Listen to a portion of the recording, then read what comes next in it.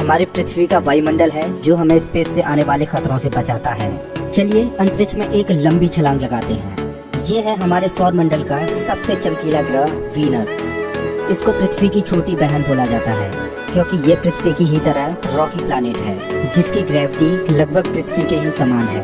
लेकिन ये ग्रह एक नर्क की तरह है क्योंकि इस पर होती है भयंकर बारिश, पानी की नहीं बल्कि एसिड की। इसके एटमॉस्फेयर में जो बादल दिखाई दे रहे हैं वो सल्फ्यूरिक एसिड के हैं। हमारे सौर मंडल में सिर्फ वीनस ही एकमात्र ऐसा ग्रह है जिस पर सबसे ज्यादा ग्रीन हाउस इफेक्ट होता है।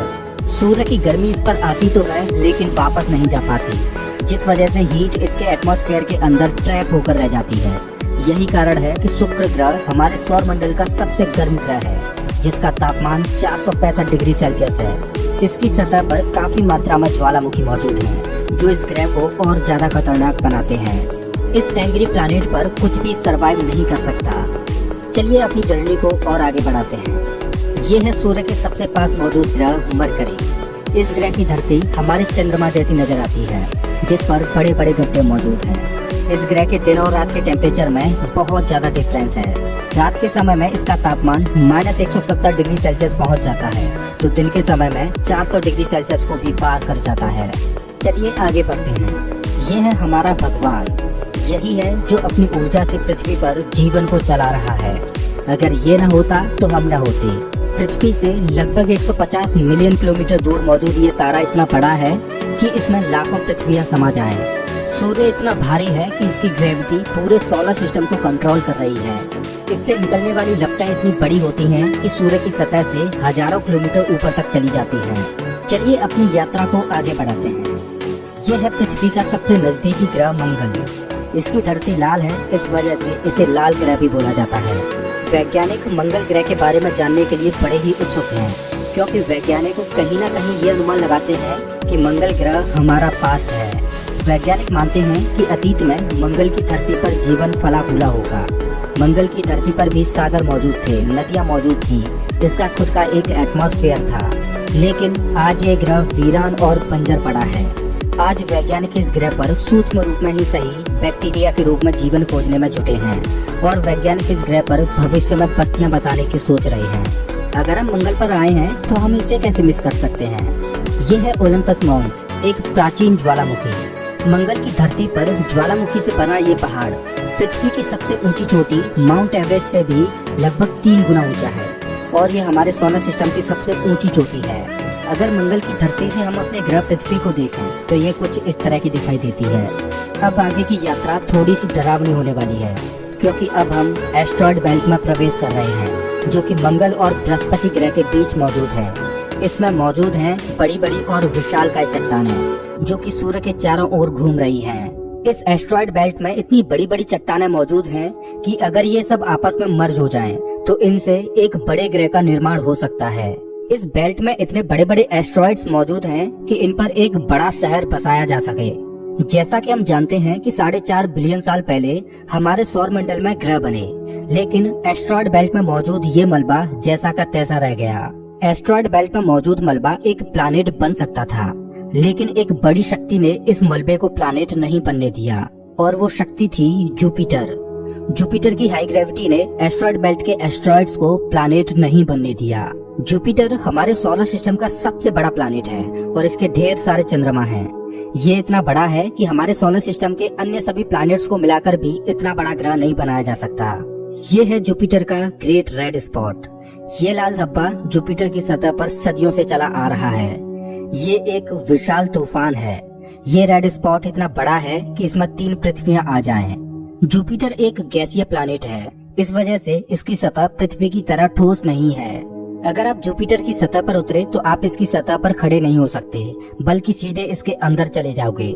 जुपिटर जितना वायलेंट और विनाशकारी है, वहीं इसके चंद्रमा जीवन के पनपने के लिए आइडियल साबित होते हैं।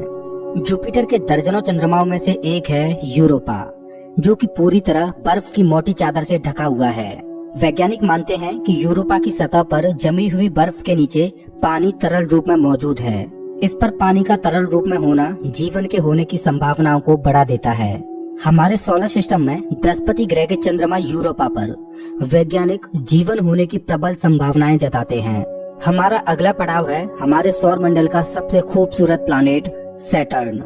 शनि ग्रह के छल्ले इसकी सुंदरता में 4 चांद लगाते हैं, जो कि इसकी सतह से लाखों किलोमीटर ऊपर तक फैले हैं। शनि ग्रह को अपने सोलर सिस्टम का ताज माना जाता है। ये है शनि ग्रह का एक चंद्रमा टाइटन। इसका खुद का एक एटमॉस्फेयर है, इस पर हवा है, बारिश होती है, यहाँ तक कि इस पर ऋतुएं भी बदलती हैं। इस पर नदियाँ और सागर मौजूद हैं। ये चंद्रमा देखने में लगभग पृथ्वी की ही तरह है, लेकिन इस पर जो नदियाँ और सागर हैं वो पानी के नहीं बल्कि लिक्विड नेचुरल गैस के हैं।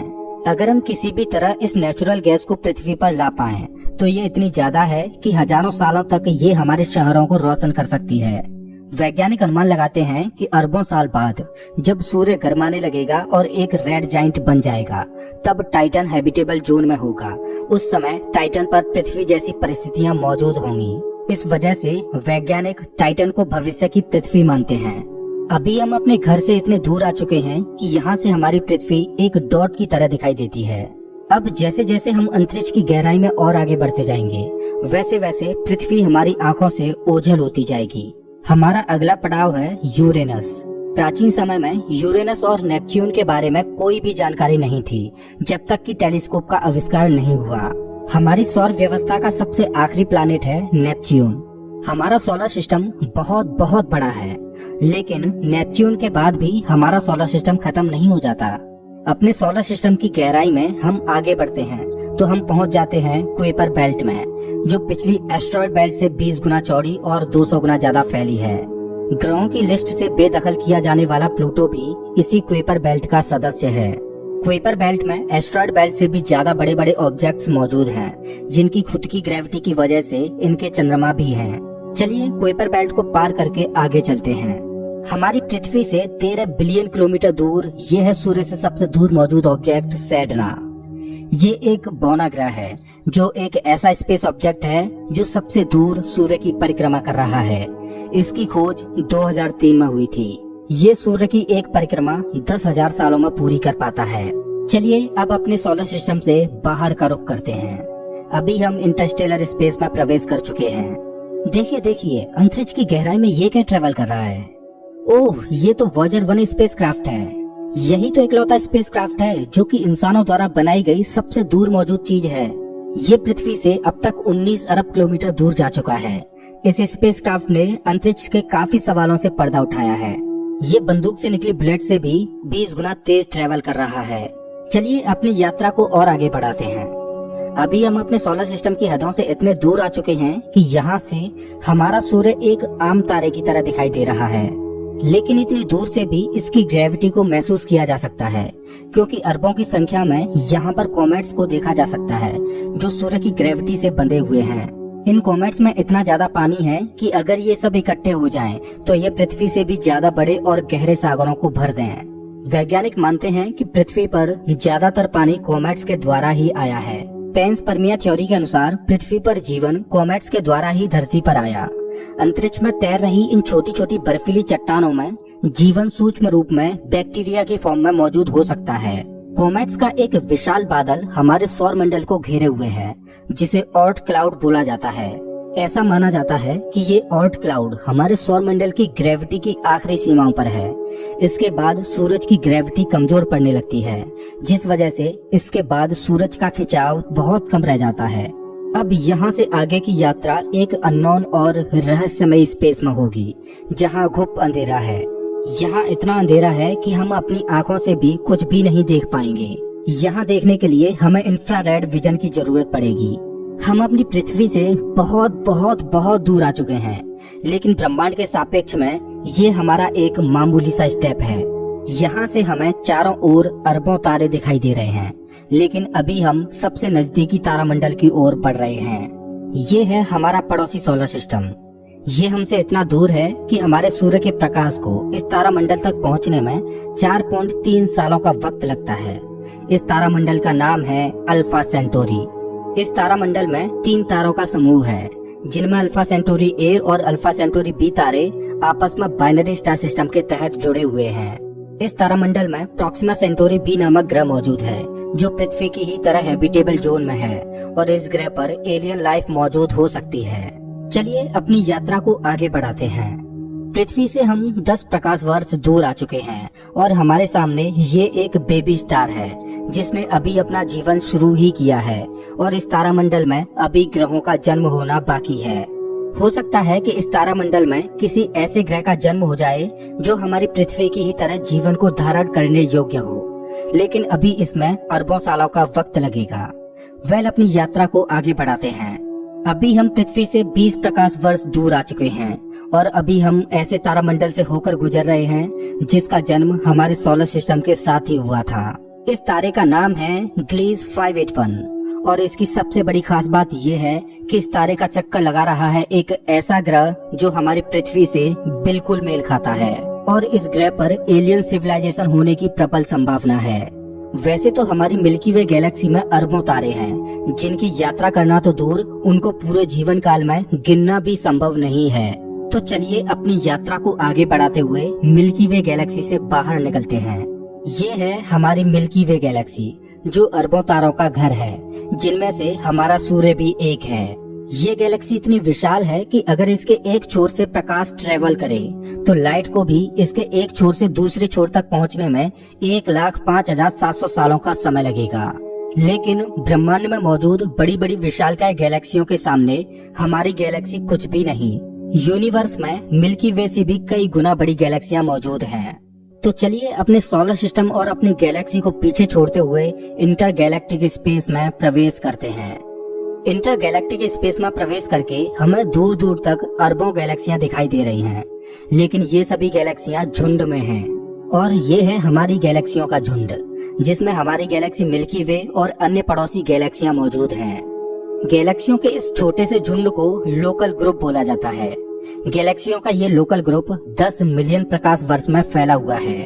जैसे जैसे हम अपनी यात्रा को आगे बढ़ाते जा रहे हैं वैसे वैसे हमें अन्य गैलेक्सियों के झुंड दिखाई देते जा रहे हैं और उनमें भी हमारे लोकल ग्रुप की तरह गैलेक्सियां मौजूद हैं। गैलेक्सियों के कई लोकल ग्रुप्स को मिलाकर एक सुपर क्लस्टर बनता है।